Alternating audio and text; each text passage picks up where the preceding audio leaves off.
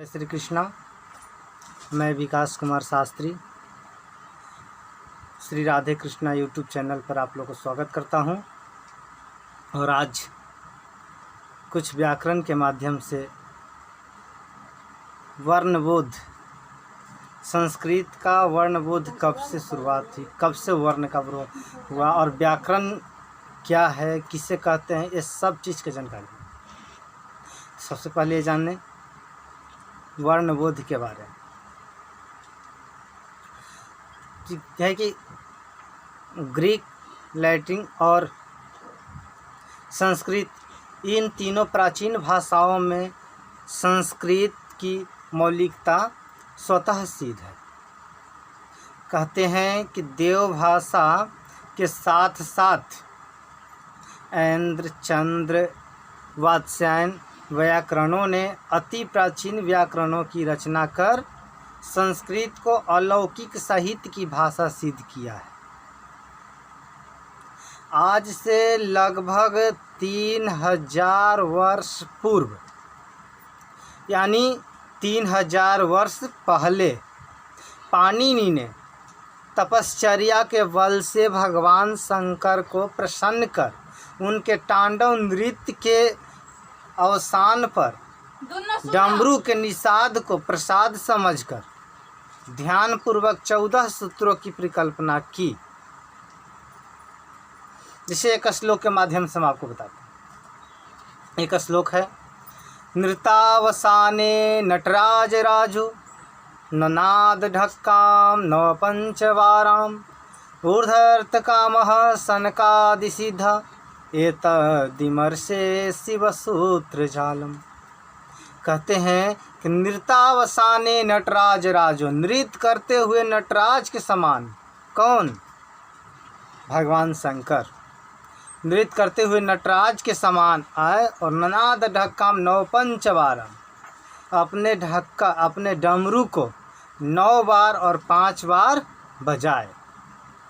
ननाद ढक्काम नव पंचवारम ऊर्धर्थ कामः सनकादि सीधा एतदिमर से शिवसूत्र जाल। जितना भी सनकादि ऋषिगण थे उन सभी को तपस्या पूर्ण हुआ और महर्षि पाणिनि ने उन्हीं डमरू के आवाज़ को, उन्हीं डमरू के निषाद को प्रसाद स्वरूप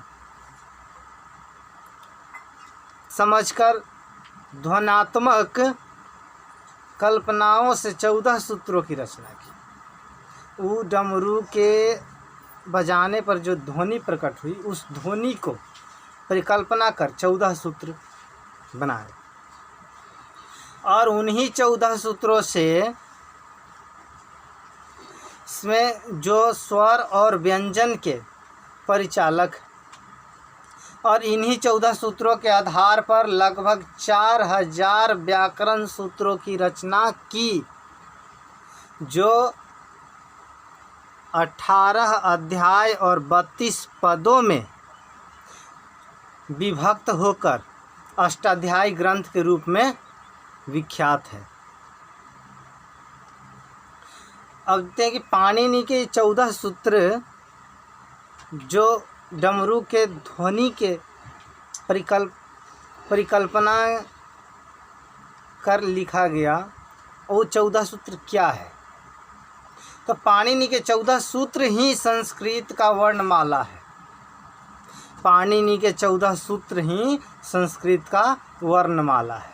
वर्णमाला तो आप लोग समझते हैं, जैसे क ख घ अ प या आदि जो भी हैं ये वर्णमाला ही कहलाते हैं। और ये वर्णमाला 14 सूत्र जो है पाणिनि का, वही 14 सूत्र, पाणिनि के 14 सूत्र ही संस्कृत वर्णमाला के रूप में प्रसिद्ध है। अब वो 14 सूत्र क्या है बताते हैं। लिखना हो तो आप लोग लिख भी सकते हैं। पहला आयुण, दूसरा ऋलृक, तीसरा एओं, चौथा अयौच, हयावरट, लं यमगणनम, झवया घड़दस, जवगड़दस, खफा छठा था चटता, कपय सससर हल, ये 14 सूत्र शायद आप लोग का याद ही होगा। ये 14 सूत्र, अब इन 14 सूत्रों के अंत वर्ण हलंत है। इसीलिए उपर्युक्त सूत्रों के प्रत्येक सूत्र के अंत में एक जो हलंत वर्ण है वो जिसकी गिनती वर्णमाला के अंतर्गत नहीं होती। अयुण, अणा, अर्का, अंगा, च, ये सब अंत के सूत्रों की अंत के वर्ण, ये 14 सूत्रों की अंत के वर्ण जो हैं वो हलंत लगा, और हलंत लगने के कारण ये जिसकी गिनती वर्णमाला के रूप में अंतर्गत नहीं होती। अब वर्णमाला कैसे बनाई 14 सूत्रों से? तो ये वर्णमाला प्रत्याहार के रूप में पहले बना। अब प्रत्याहार क्या है, प्रत्याहार किसे कहते हैं? तो प्रत्याहार का नियम यह है कि ये इन 14 सूत्रों के, जैसे ये 14 सूत्रों को क्या कहा जाता है? माहेश्वर सूत्र। तो इन्हें माहेश्वर सूत्र भी कहा जाता है। और इन 14 सूत्रों में से किसी सूत्र का हलंत वर्णों को छोड़कर कोई वर्ण लेकर और इनके बाद वाले किसी अंत सूत्रों के हलंत वर्णों को ले लिया जाए तथा दोनों वर्णों का योग कर प्रथम और हलंत के पूर्व के सभी वर्णों की गिनती की जाए तो वह प्रत्याहार सिद्ध हो जाएगा। नहीं समझे? जैसे पहला प्रत्याहार हम उदाहरण के रूप में आपको बताते हैं, अच प्रत्याहार। उदाहरण के लिए अच प्रत्याहार हम आप लोग को बना के दिखाते हैं, जिसे अ और च से अच प्रत्याहार, अ और च। तो अच प्रत्याहार में अब देखेंगे तो आयुण के अ लिया जाए और आयुच के च, इसके बीच का अंक को गणना किया जाए। तो अ ई उ रील री ए ओ अयौ, ये अच प्रत्याहार है। और इसी तरह से हम लोग 42 प्रत्याहार बनाते हैं। और इस 42 प्रत्याहार जिसे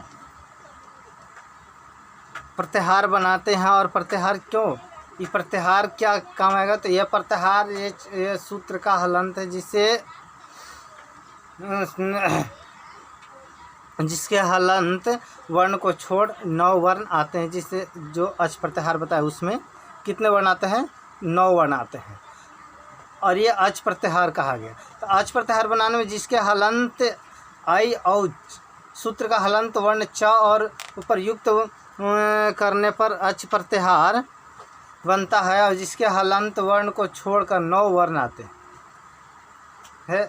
जिन्हें अ ई उ री री ए औ आई औ, 9 प्रत्याहार। आइए 9 प्रत्याहार बनते हैं। तो ये प्रत्याहार बनाने से क्या फ़ायदा है, क्या लाभ? ये प्रत्याहार आगे जो आप लोग का बताएं कि 4000 सूत्रों की रचना की गई, तो ये सभी को पढ़ने और समझने में आप लोग का आसानी होता है। खासकर संधि के लिए, संधि जो है, संधि के सूत्रों के लिए ये बहुत आसान पड़ता है।